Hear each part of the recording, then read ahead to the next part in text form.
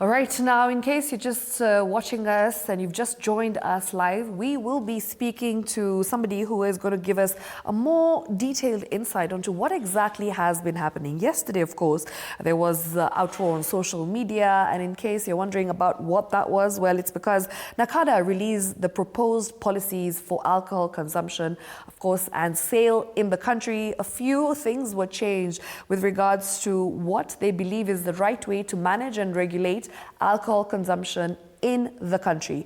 One of the key things that was mentioned is that the legal age of alcohol consumption will be changed from 18 years of age to 21 years of age. So I'm going to be having this particular conversation, and with me in studio I have Robert Olweny, the Senior Compliance Officer, NACADA, and thank you so much for joining us. Thank you. Today, our topic is called Raising the Bar, because we are going to be discussing things which I feel will affect the entire nation. You know, because this is something that a lot of people have been having this conversation about yesterday, especially on social media. The entire nation was discussing this. And maybe you can start off by telling us what exactly NACADA's vision is with the proposed policies. Thank you so much. I'm humbled to be here. It's quite a humbling experience. And as NACADA, we are excited about what is happening because we want to see this kind of level of engagement. The policy on national policy on alcohol prevention, control and management. Right. Our main aim, basically, when you look at it, is to be able to protect the health and the safety and the well-being, especially of young people, against the dangers of alcohol and drug abuse. Right. And we know it affects individuals, it affects families, community, and the nation as a whole. And we'll be able to see the negative impact. So this roadmap guides us to be able to see what can we be able to do to change the trajectory where we are seeing the nation sliding into a lot of alcoholism, getting into affecting the health, affecting security, affecting the families, affecting education. I mean, all the sectors of the community are actually negatively affected. If we do not do something now, then of course we will just be weeping. Okay, so of course yesterday we saw that there was a statement that was released, and then you decided to release another statement saying that these are just proposed policies to make it clear that this has not been enforced. So maybe you can take us through what exactly will happen until the protections become legally enforced and the process. Okay, thank you very, very much. I think against that furor, it was important to be able to make the point clear that this is actually not an enforcement. Yes. It's actually a roadmap. And basically what happens is all these proposals came about through robust public participation across the 10 regions. Okay. Harvesting some of the recommendations that we got from the different stakeholders, right from the national government, county government, civil society organizations, departments, faith-based organizations. Each and every person was actually involved. And I was quite excited about it. So now that it has been approved by Cabinet, I think the next step is to be able to create what we call an implementation framework that is going to involve all these stakeholders again. And of course, those proposals or recommendations that will require legal or reviews in the law, then again will actually have to engage public participation so that it can actually inform how it can be able to be implemented by the different stakeholders, whether it is in the national government or county government, so that its implementation becomes quite easy. For those that do not require, then of course we are going to work again with the stakeholders to be able to see how it can be implemented. Okay. Now, of course, we do understand that there was a rule that said that alcohol sale will not be permitted in residential areas. Yes. And my question is, now, what happens to those businesses that already have licenses in these residential areas? How will you go about that? Should these laws, and of course, be implemented, the policies, what happens to such people? Thank you very, very much. As we all know that the laws that we have, yes, right from the ADCA law, it was actually devolved the county law. And some of the recommendations were the bars or liquor outlets should not be around basic learning institutions. Yes. And of course, there have been a lot of complaints, even from the Residents Association, that these bars usually are quite a nuisance. And of course, in the neighborhood, children can be able to see these things. Sometimes there's booming noise at night. So already that is not right.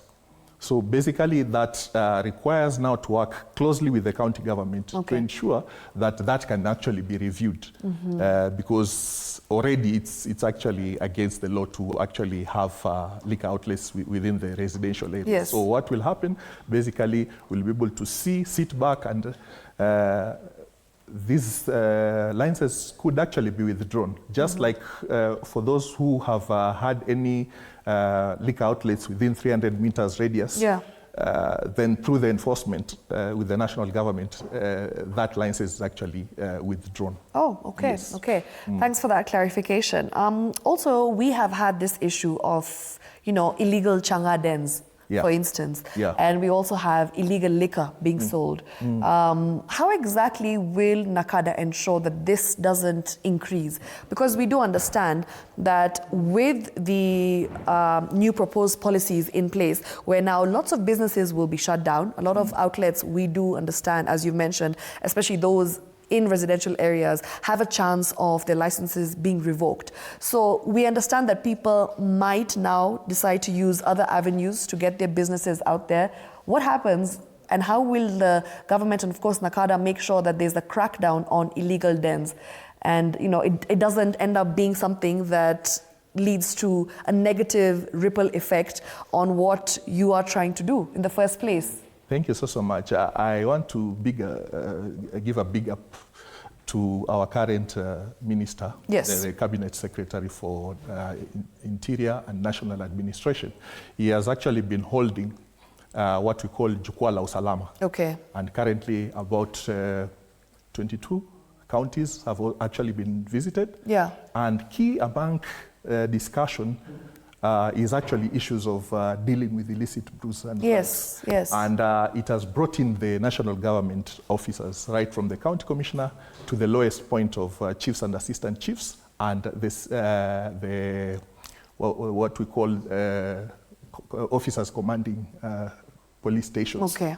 And I think there's been unanimity in terms of agreement that that crackdown needs to continue. Okay. Of course, it has been happening, and we usually get a lot of reports from the national government as NACADA on the crackdowns that have been done on the illicit brew.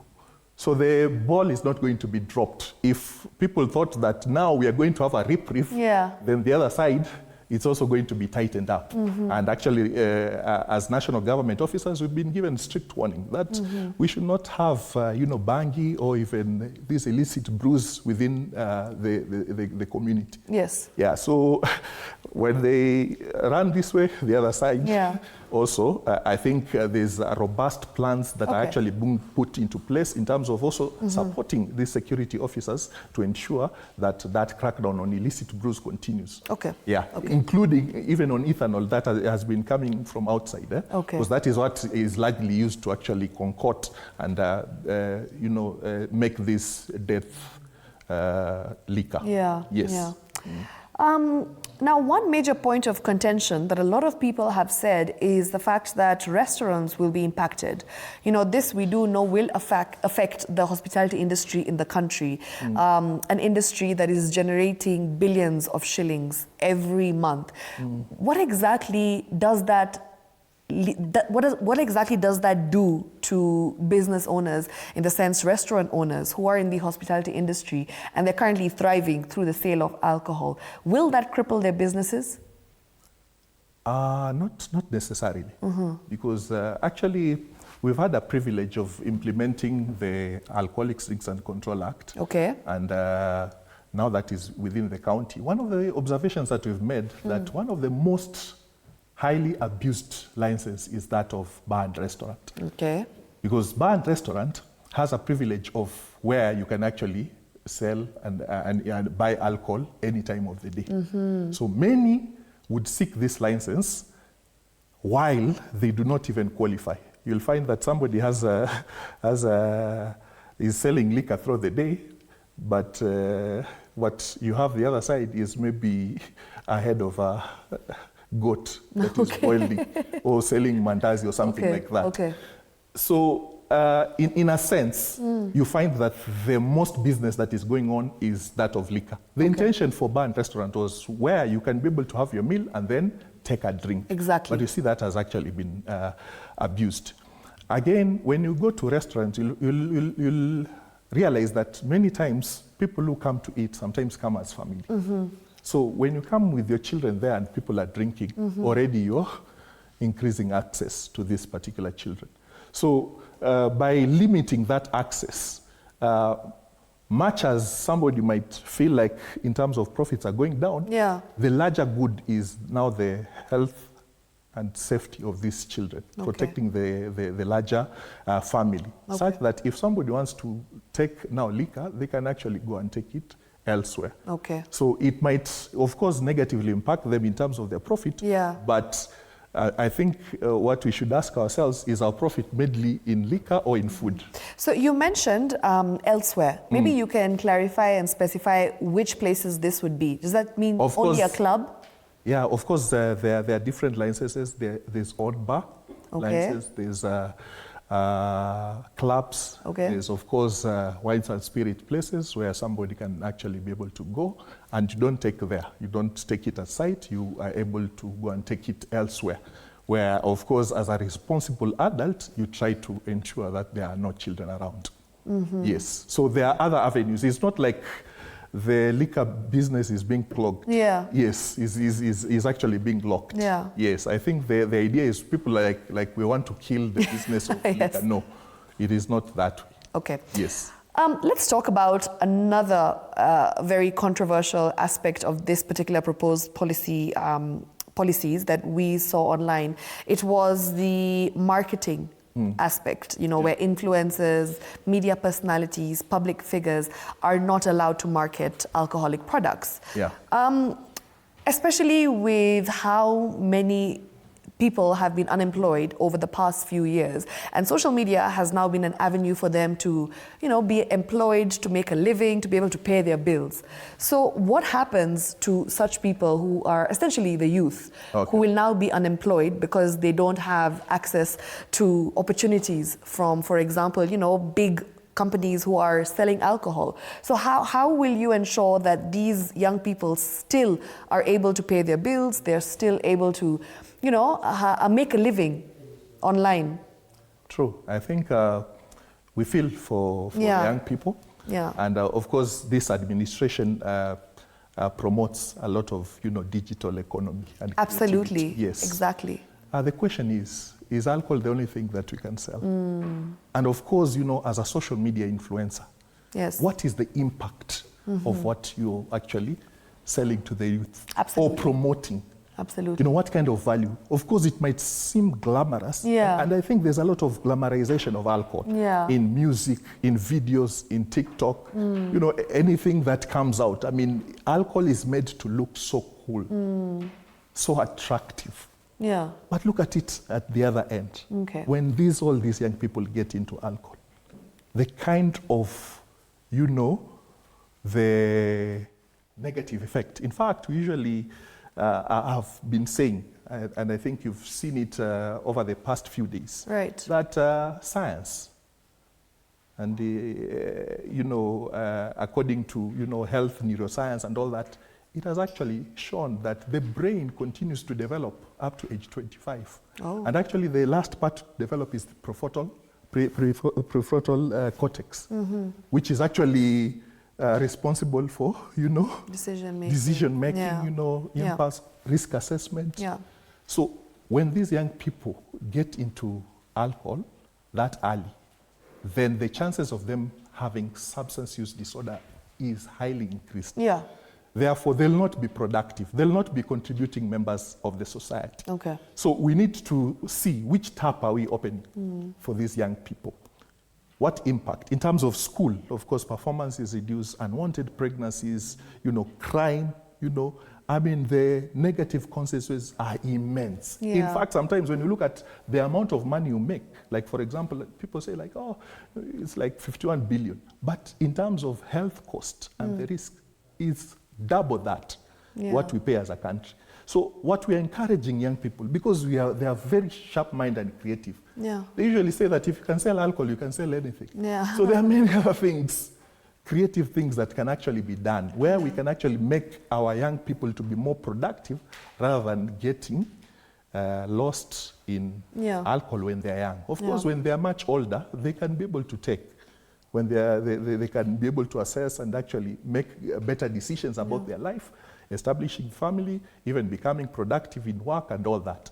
But now if we are saying that alcohol is the only thing that can be done, then as a society we need to reevaluate. We need to actually scan our environment, scan the communities where we live in.